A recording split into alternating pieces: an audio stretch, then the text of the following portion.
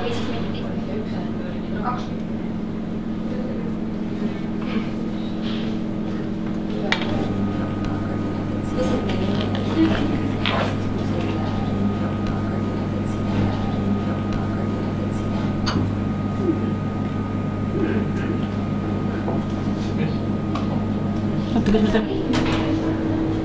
Ja seda ei pea sellega tegema, te võite teha ka oma seda teha.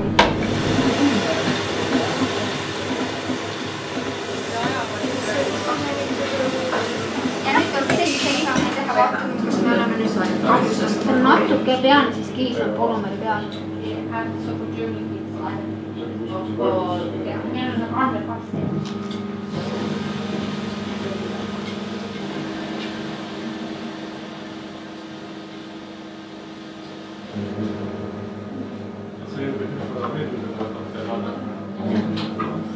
See on asuri. Näed, see nõksud on ilusti näha. See mätsib ka nagu.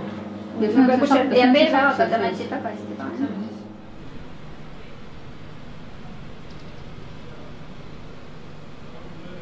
Skaneeriv elektronmikroskoop. Tavapäraselt olete starjunud siis valgusmikroskoopidega. Valgusmikroskoopide puudus on põhiliselt just see, et ei saa väga kõrgete suurendusse neid asju vaadata. Siis tulevad mängu just sellised riistapuud nagu see siin ees. Valgusmikroskoop kasutab footoneid, siis siin kasutatakse elektrone selle pildi kättesaamiseks.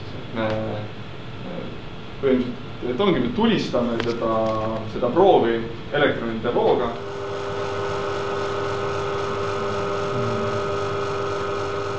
Enamus asju, mis siin küljes on selle jaoks, et saada võimalikult head või võimalikult täpselt keemilist koostöös sellest proovist.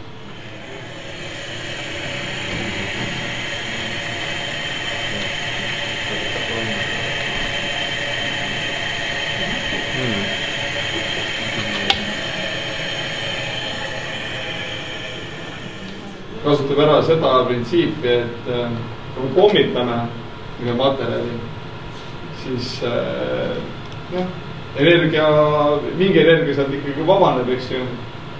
Ja igal elemendil, iga element kiirgab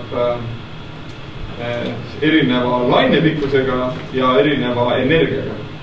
See on väga lihtne, kui all see skaala on kiloelektronvoltides, siis tähendab energiadispersiivne, eks see on energiaskaala all. Ja kui on lainepikkused, siis on see lainedispersiivne.